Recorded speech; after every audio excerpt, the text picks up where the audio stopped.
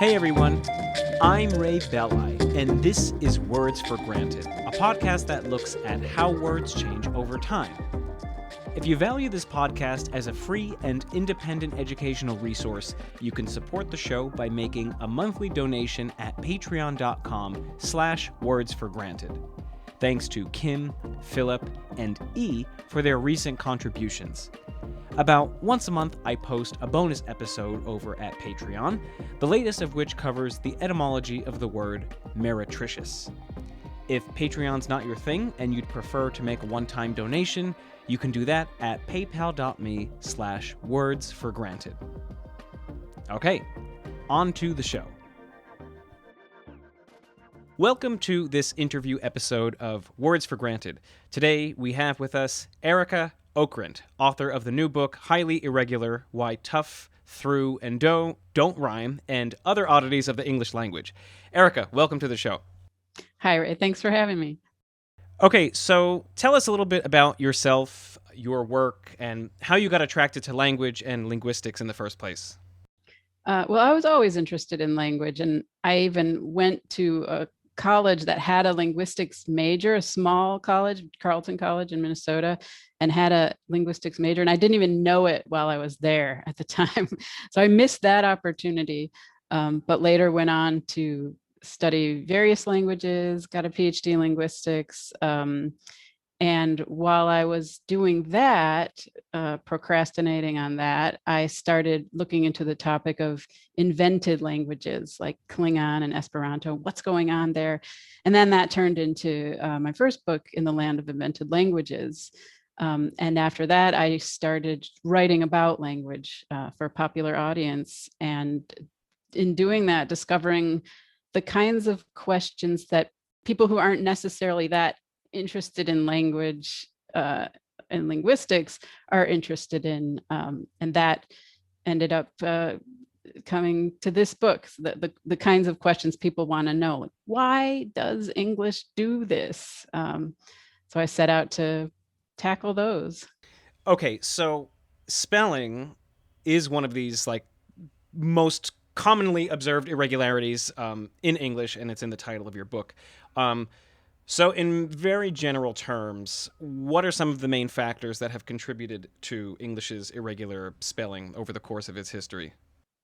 Well, part of it is we adopted two different technologies in what ended up being created as English spelling. We adopted the Latin alphabet, and that caused its own problems because the Latin alphabet didn't have letters for some of the sounds that we had in English. Some of the sounds which we don't have anymore, one being the ch sound, which became the GH spelling. But then we stopped saying the ch, but we kept on with the GH spelling, and now it's all kinds of confusion. And that's because of the second technology we adopted, which was the printing press. And we adopted the printing press at a very awkward time in the language so that these strange irregularities got ironed in. Because once you've got the printing press and you've got thousands of books going out and people learning to read and becoming literate, they learn it that way. And then that's the way they got to do it. And we can understand that because if you try to write English in a phonetic spelling way, it looks ridiculous because it's not right to us because we didn't learn it that way, even if it makes more logical sense. So yeah, the printing press had a big, it was a big influence on why we ended up keeping all these odd spellings long after their usefulness or representing of any kind of sound. And, so the GH digraph is something I wanted to ask you about. So we have it in this archaic, inconsistent sense of, enough, dough, etc. But there's one particular instance that you bring up in the book where the GH digraph is for a hard G sound, which is seemingly random in the word ghost. So what's the story there? Yeah, that's a printing press issue too. When it was William Caxton brought it over from the continent, he had been working in with Flemish speakers in Bruges, and they learned the trade, which was then a very new trade and very hard to do. You're talking, taking these tiny metal pieces, setting them in long rows, and it's very labor intensive and hard to train. There was a whole system of apprenticeship developed for it. So he brought them over with him, and that's how they spelled it in Flemish. It was Gheest or something was their version of ghost. And there's no copy editors. There's no house style at this point. There's just business being done. There's people setting the type, and they set the type that way. And it was a very common phrase in a lot of religious books, which are the things that were being passed around. Holy Ghost is a very common phrase, and it became the way you look at the word, and that's how it's supposed to be spelled. It's got a GH, and it's because of those Flemish printers or Flemish typesetters who stuck it in when there weren't any kinds of controls on what was happening in the printing press. And if I'm not mistaken, I think during the same time period where Caxton was employing these Flemish typesetters, there were also other words that were spelled with this hard GH, but they've not mostly, they've all fallen out of usage, but for whatever reason, ghost has stuck around. Do we know why, or is just sort of just the way it happened? Yeah, you'll find girl spelled Gherle, and you'll find goat spelled Ghoot, and things like that. But I think it's because of ghost was just a phrase, or it was a word you were most likely to find in print because of the phrase Holy Ghost or other religious terms that it was in. And that's my feeling about it. I don't have, statistics on what were the actual words, but it seems like when something sticks and it hangs on in a regularity, like an irregular past tense verb, for example, it's the most commonly used ones that stay irregular. So, go, went, take, took, but other ones like chide, chode, we don't say chode for chide anymore because we just don't say that enough. No, that means something different now. Oh yeah, you're right. But yeah, there's a lot like the things that we use over and over again very frequently become a habit, and then it becomes an ingrained habit, and it becomes a habit that you pass along either to your children or to your students, or if you're a typesetter, to your apprentices. The habit that's most reinforced stays a habit, and the habits that are less reinforced tend to fall off. Yeah, so maybe let's talk more about this, particularly irregular verbs. Sing, sang, sung, catch, caught, eat, ate, and so on. Most verbs, of course, past tense verbs that we form in English have this ed ending, but that wasn't always the case going back to Old English. So just give us a very brief overview of, you say that these very common verbs, commonly used verbs, are where the irregularities are. Why? How does that make sense given the timeline of the language? Well, yeah, in the early Old English days, there were the way of forming the past tense. There were a few different ways based on the type of, what noun class it was, what verb class it was, sorry. And you would change the vowel inside the word. So bake, boke instead of bake, bake. The ones that we still change the vowel inside are irregular now, but back then that was one of the 4 regular ways of forming the past tense. But that became difficult to maintain once flood of new words were coming in with French, and it was harder to change the inside of a word that was new or wasn't formed according to your normal language rules.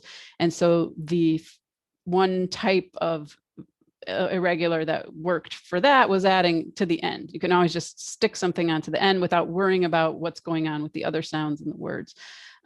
So that became the preferred way of forming a past tense with a new verb, and then of forming past tenses in general. So words boke become baked, but words that were being repeated over and over again, the very frequent words, tended to keep their old pattern. And those are the irregular verbs we have today for the most part. So yeah, that it's a regular rule in the beginning, and then something changes and people choose one of the rules to adapt to that change, and then that rule becomes bigger and bigger and bigger, and then that looks like the rule, and so you start applying it everywhere, and except for the places where you don't apply it because you're keep saying it over and over again the old way and it wants to stay that way. Right. Their frequency sort of creates this sense of familiarity. They won't they remain the same while the rest of the language changes. Right. And I mean, I think the sort of the subtext of what you're saying is that part of the reason why English speakers would want to adapt this kind of simplified verb formation, past tense verb formation, is quite simply to make it easier, because, you know, here we have English speakers at this particular time where the Norman French conquered England. You had a multilingual England. And when you have two different, you have a native population speaking a native speakers of a language speaking it, and then foreign language learners of that language speaking it. There's a tendency for simplification because of ease of communication. So I guess what I'm trying to get at is, due to language contact, English became simpler. Yeah, and it's harder to mess with the inside of a word. It's easier to add something on to either end of it, and keep the unit that you're just not sure about as is. So yeah, we added an ending. So one feature of English that isn't exactly irregular, but is definitely odd, is its amount of synonyms. All languages have synonyms, but English has a lot of synonyms. And I have a feeling that this is also due, at least in part, to, you know, this historical circumstance of language contact. So yeah, tell us a bit more about that. Why do we have so many synonyms? Well, we had this influx when the French took over after the Norman conquest. We had this influx of French speakers, but they were they were of a certain social class. So the rulers of the country were displaced by the Normans, but everybody else stayed the same. The peasants, the people in the fields, the workers in the workshops, but the clergy, the landowners, they were French, and they used French to do everything, and to do everything official. So anything that was official was taking place in French. Anything that was in the home, in the fields, was taking place in English, with a different class of people. And of course, they did have to have some contact with each other, but over the centuries, the French speakers became English speakers.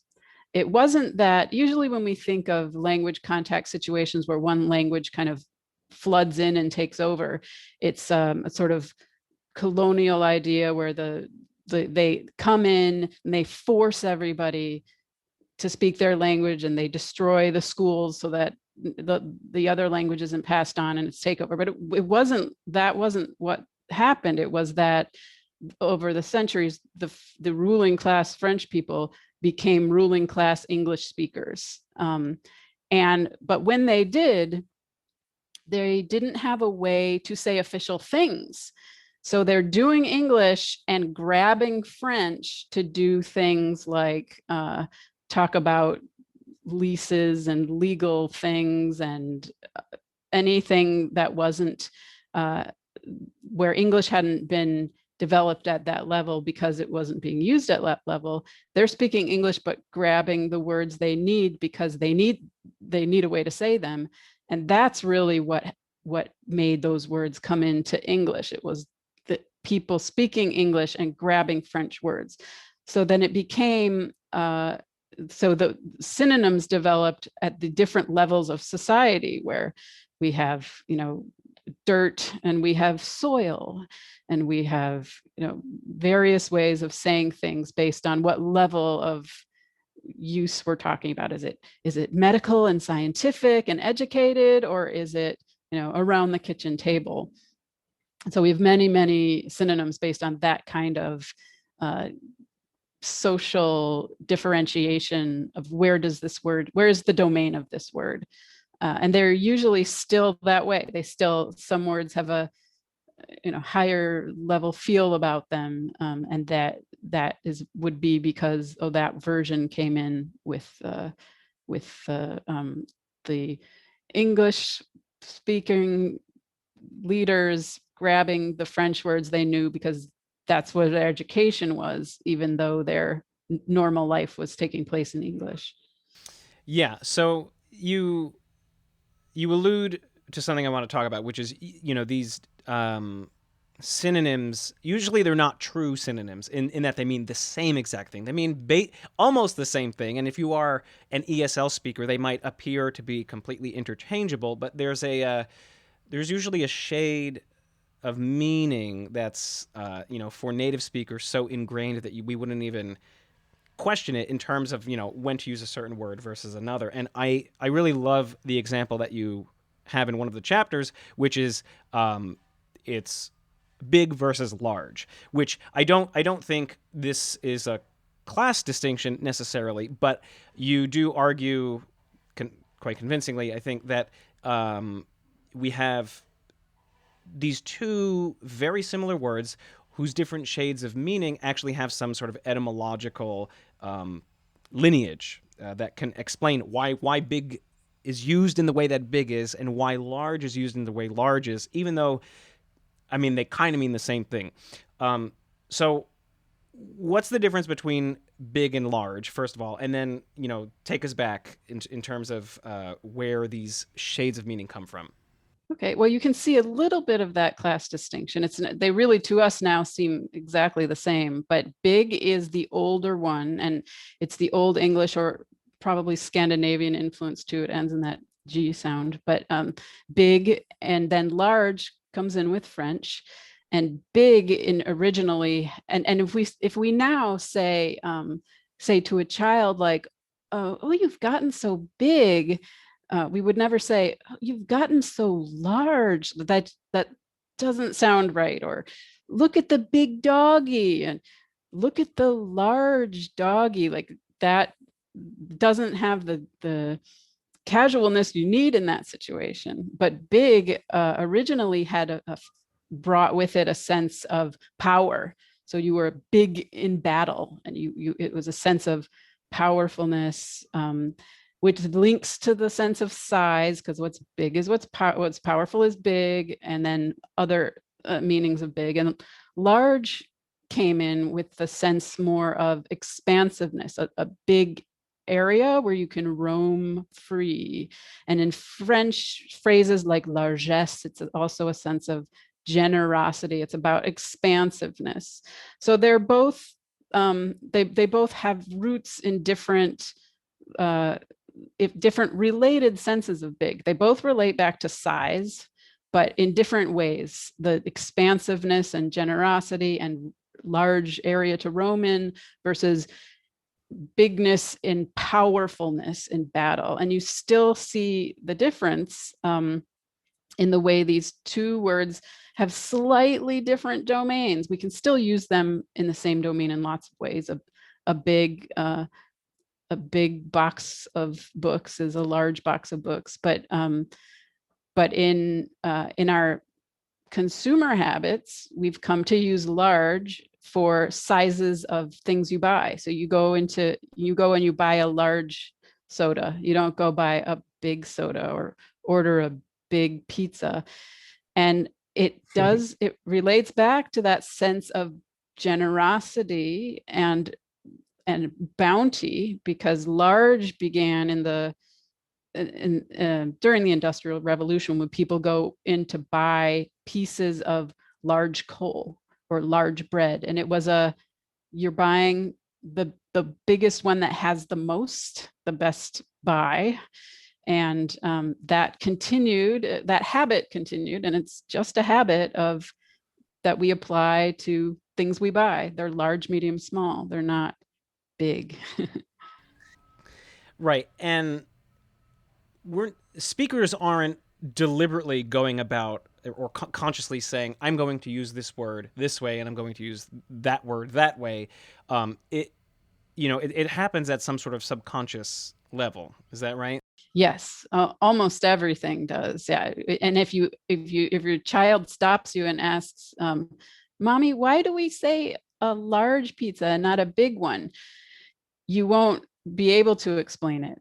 Then you'll stop and you'll start to think about it and try to explain it, and then you'll run into a logical wall. And that's what the book is about, that logical wall that you get to when you think, yeah, there's got to be an answer here. Sure. Okay, let me try. And it's just, you don't know why. You don't trace it back to Old English and French and all those forces that have been working over hundreds of years to end up at this point. So that's so this is the explanation for that one. But there are so many of them that we just have no internal sense of why we do that. Right. I mean, in some sense, that's the basis of my entire podcast, which I've been running for 5 years and nearly 100 episodes in. Every word has some sort of story, and obviously some words have more boring stories than others, and we don't talk about those words on the show, but a lot of words do have really interesting stories. And, little does the mommy from your example know that the answer to her child's question is tucked away in like the history of English scholarship, but there is an answer. Yeah, it's not just English, what are you going to do? It's chaotic, it's a crazy language, and it's chaotic, it's illogical, but we can tell you, well, sometimes we can't tell you why, but we can find some kind of explanation. Let's take a quick break to hear from today's sponsor. Today's episode is brought to you by italki. italki, that's ITALKI, all lowercase, is a language learning platform that connects language learners with real teachers in a one-on-one personalized format. If you're like me, trying to learn new languages by following generic pre-made curricula by yourself doesn't exactly work. But italki is different because you don't only get to choose your teacher, and not to mention your own schedule, but because these teachers are native speakers, they'll help you experience the language and the culture of that language in an authentic way. italki is more affordable and flexible than online tutors, offline schools, and other language learning software. Offline schools can cost thousands upon thousands of dollars, but with italki, you only pay per lesson. So you can decide on a month-to-month basis or even a week-to-week basis how your language learning goals fit into your budget. Whether you're trying to ace a test, brushing up on an old language, or practicing for a foreign language interview, italki is the language learning platform for you. They have niche but practical classes like Business English, French for Tourism, and Latin American Spanish, among others. I've been using it to dive deeper into my Latin studies, and I've been having a great experience. This month, italki is celebrating its 14th anniversary, and as a celebration of this, I'd like to invite you to check out what they have to offer. italki is offering $140 in italki credit coupons to both new and old users. Words for Granted listeners can go to go.italki.com/anniversary-words-for-granted to learn more and sign up to get big credit rewards within the platform. Again, that's go.italki.com/anniversary-words-for-granted. Now, that's a lot to remember, so just go to the show notes in your podcast player and you'll find the link there. I hope you give it a shot. All right, back to the conversation. So I think most of what we've discussed thus far, these are, like I just said, these are subconscious forces. These are habits that form over generations or centuries, and then the habit just becomes what is right to a particular community of speakers. These irregularities are not being deliberately enforced from on high. However, there are some irregularities in our language that are byproducts of people from on high saying that things should be a certain way. So, what are some examples of those?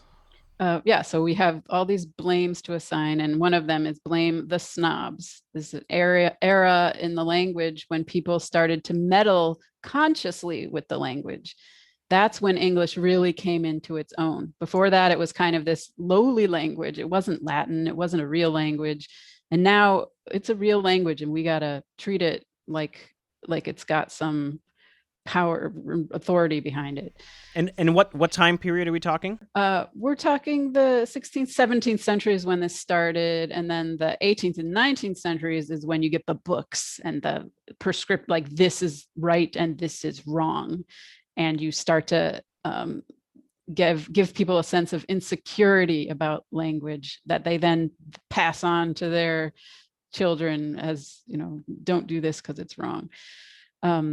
But yes, the meddling started with that insecurity about Latin. So Latin's a real language, a scholarly language. It's actually got rules and grammar, and English is this, whatever language of the fields and the kitchen, and of, you don't do anything real with it. You don't do anything high with it. It's just a thing people do. And so let's make English more like Latin. And part of that was in spelling. So that's when all these extra silent letters were added to show what the Latin root of the word was. So words like, debt, which we got from French and had been saying debt and spelling it as D-E-T-T-E, or, something, how we say it, said, no, this comes from the Latin debitum, and we're going to stick a B in there to show that. Now it's debt, D-E-B-T. This is the illustrious tradition that English is using. It's got this Latin in it. And a lot of that was done during the 16th, 17th century, adding Latin-y stuff to English to help English be more of a real language, because everyone knew Latin was the real language and English needed some help. And we still live with all those strange spellings. And some strange grammar rules as well, right? Like not splitting infinitives, I feel like, is the classic example from this period. What's another? Not ending sentences with prepositions. Double negatives, etc. English has had these features for centuries before anyone just decided to look at a foreign dead language and try to cram a living language into the rules of, the past, essentially. When on the ground, English is getting by just fine. Right. English was fine. It was working. It had a grammar, but it wasn't written down anywhere. There were no grammar books. So, well, what does a grammar book look like? It's the thing you learned when you went to school, and Latin was the language of education. So you're going to make this for English now. You use the terms that you know, and you use the rules that you know, and you try to apply that. And yeah, sometimes you end up trying to force the language to do something it doesn't really do. And we still have the remnants of those rules are still hanging around when we don't speak like that at all. Yeah, people meddled in the language, and some of that meddling stuck. We separated the meanings of words that were the same word. We decided this would be the spelling. We decided this would be the rule, and then passed down the rule, and then smacked people's wrists with a ruler for not doing the rule, and then they felt the flinch of the ruler every time they said it from then on, and then it actually became the rule in some cases. So it did work but not in a major way, but in a minor way, it did work to change the language and change the rules. Yeah, I mean, at least in written English and proper standard English. Maybe not in the way that people colloquially speak about making pasta and walking to the donut shop, but like in terms of formal standard English, yeah, those marks are still there. And I'll just say just something that I want to get out is like this is so in retrospect naive. These scholars, I mean, they're not approaching language as a linguist today would. It's like really counter to what we think of linguistics of as a field today. And yeah, and that way of looking at the field is quite new. That we're linguists are linguists in the way that geologists look at rocks. They're not out to do anything to the rocks. They want to describe what the rocks are. Linguists aren't out to do anything to the language. They want to describe the rock formation. But I think that way of saying this is what linguistics is kind of new and not and still not understood or accepted by a lot of people. Yeah, totally. I feel like the layperson's conception of linguistics is, oh, you must have really good grammar, or you must love correcting the way other people speak. And one last thing about these scholars from the 17th and 18th centuries, particularly in their revisionist spelling, in order to reflect Latinate etymologies, they don't always get it right. Two examples that I recall from the book is island, which is sort of a classic example of inserting this S based on a false etymology, this silent S. But one that I didn't know is scissors, that the C in scissors is wasn't always there, and it was a misplaced retroactive C. Yeah, scissors was Sissours or something, and it does not come from the Latin scindere, which the word rescind does. That's why there's a C in that one. But it looks like it should. It has something to do with cutting, and it must come from that word. So yeah, let's stick the C in there. But it doesn't come from that word at all. So yeah, and scythe, I think, also got its C that way. So yeah, you're start messing with it, you might get it wrong, and then you might end up having to keep it that way. Yeah, I guess I thought that the SC was like a very, very old English spelling, that SC digraph being common then, and it just being one of those examples of something that didn't change along with the rest of the language. But lo and behold, I learned that's not the case. Okay, so the last section in the book is called Blame Ourselves, and you discuss aspects of the language that are weird or irregular due to historical forces still, but forces that are different than kind of what we've been discussing. What are you getting at here with this notion of blame ourselves? Well, there are some things that we just do with language that other languages do too. They aren't specific to English. So things like negative polarity items, we can say, this won't take long, but not this will take long. And why does that sort of split occur where we can say it in the negative, but not the positive? That's something called a negative polarity item. Other languages have them too. And it's something that human language does. And it makes these little irregularities show up, why you can do this way but not this way, but not that way. Oh, that's a negative polarity item. It can only show up in the negative. Or things like the way we love to continually renew the language with extreme emotion. So why do we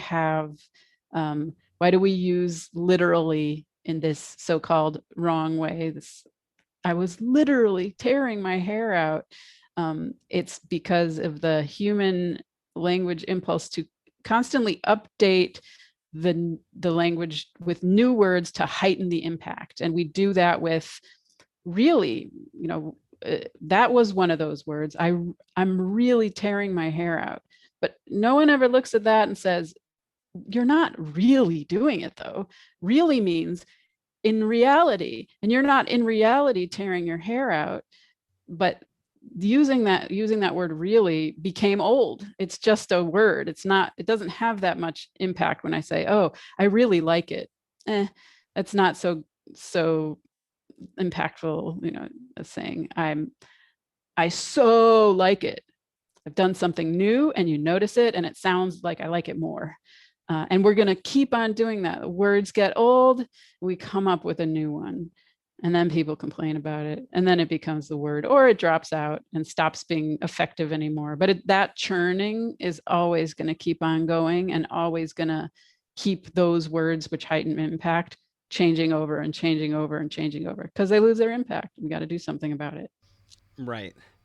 Now this is outside of the realm of your latest book, but having written a book about conlangs and having thought about constructed languages, that is, for some amount of time, with all of the historical forces and like the real lived experience that goes into shaping not just English but any language, like could one possibly construct a language that's not out there being lived and spoken and battered and beaten and reshaped and molded?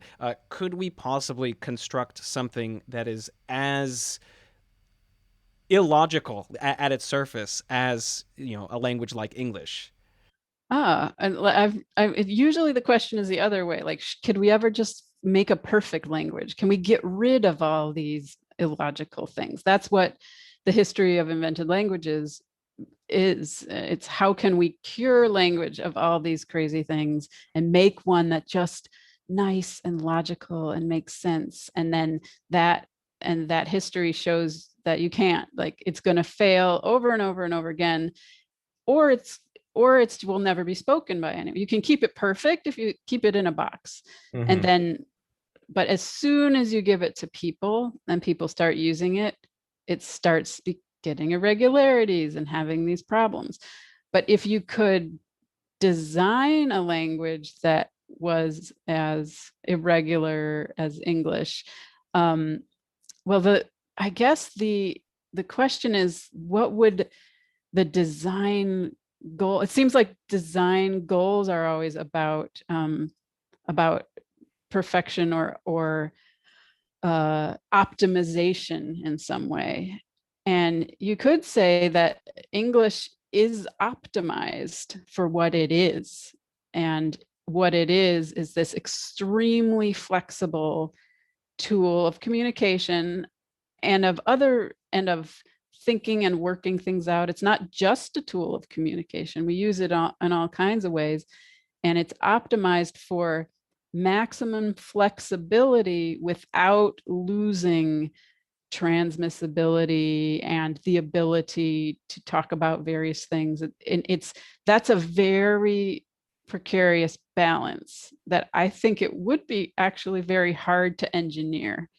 Let's make a language that has just the right amount of flexibility and just the right amount of trustability. Like, you needed things to mean things, and you need them to be flexible. It needs to be it needs to allow for creativity, but it also needs to be conservative so that you can pass it all on. It needs to be learned, and it needs to be a habit in some ways. So yeah, I don't know if it would be possible. I feel like it invented itself to be what it needed to be.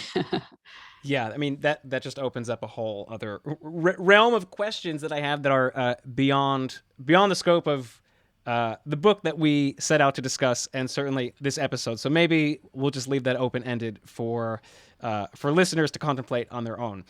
All right, well, Arika, this has been a great conversation. I appreciate you coming on to the show. Before you leave, tell us where we can find you and your work on the internet, and if there's anything else you want us to know. Well, I have this information about my books and various samples of the writing, the popular writing I've done on mental floss and various other publications at my website, which is my name, arikaokrent.com, which is not, it's not clear what that is from saying it. It's Arika is Arika and Okrent is Okrent. I guess I had to become a linguist, huh, with a name like that. And I have a YouTube channel with the videos that I produced with Sean O'Neill. I didn't mention this book is illustrated with cartoons by Sean O'Neill. We had a video series we did with Mental Floss on little 2-3 minute questions about language answered with him drawing on a whiteboard, and they're very easy and clear, and it's a great way to get words and pictures. You get it in multiple levels at once, and yeah, and Highly Irregular is out and can be found where books are, and I hope you take a look at the words and the pictures. Awesome. All right. Well, Arika, thanks so much again. Thank you for having me.